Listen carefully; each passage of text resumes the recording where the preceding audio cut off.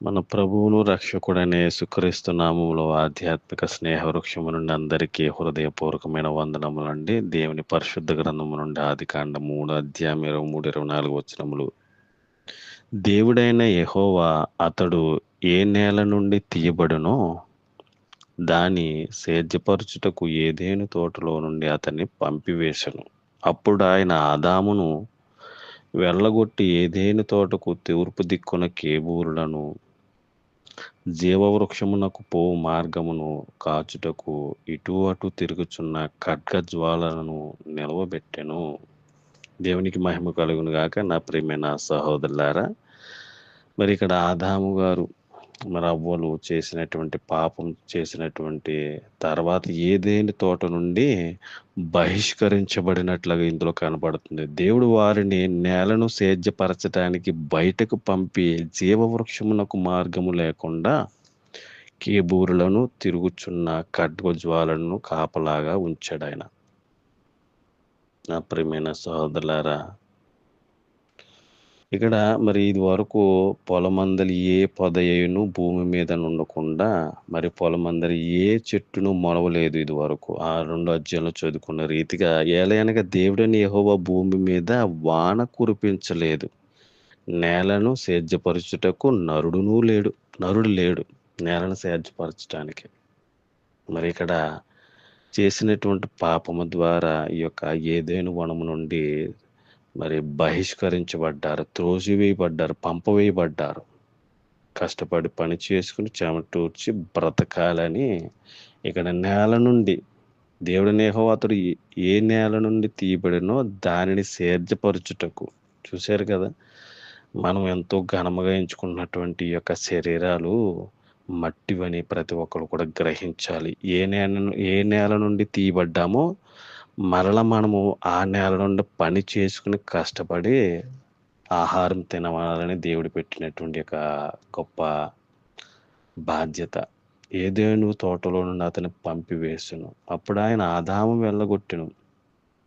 ఏదెను తోటకు తూర్పు దిక్కున కేబూలును జీవవృక్షమునకు పోవు మార్గము కాచుటకు ఇటు అటు తిరుగుచున్న ఖడ్గజ్వాలను నిలబెట్టిన ప్రియమైన సహోదరులారా, ఇక్కడ బహిష్కరించబడ్డారు.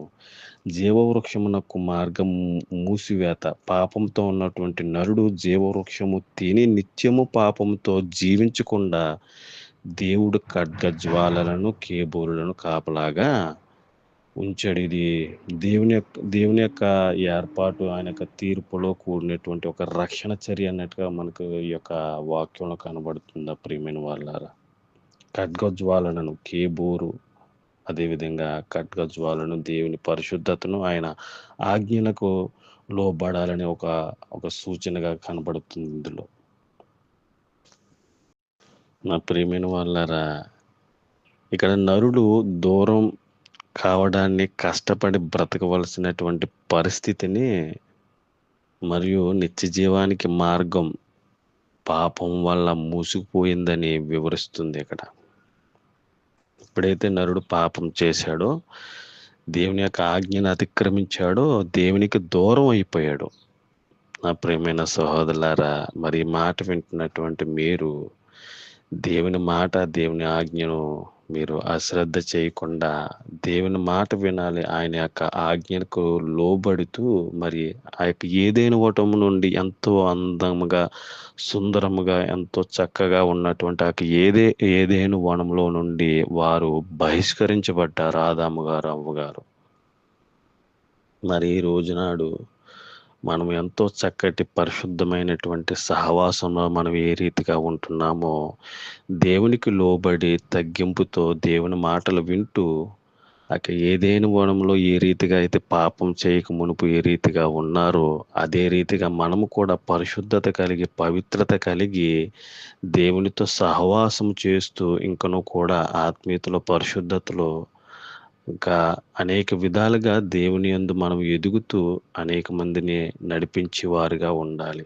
దేవునికి దూరం అయ్యేవారుగా కాకుండా, దేవుని సన్నిధికి దూరం అయ్యేవారు కాకుండా, మన జీవితాల్లో నెమ్మది, శాంతి, సంతోషము కలిగే రీతిగా మనం జీవించేవారుగా ముందరకు కొనసాగిపోదాం. దేవుడు మాటలు విన్న ప్రతి ఒక్కరిని దేవుడు దీవించి ఆశీర్వదించును గాక. God bless you all. Thank you lord.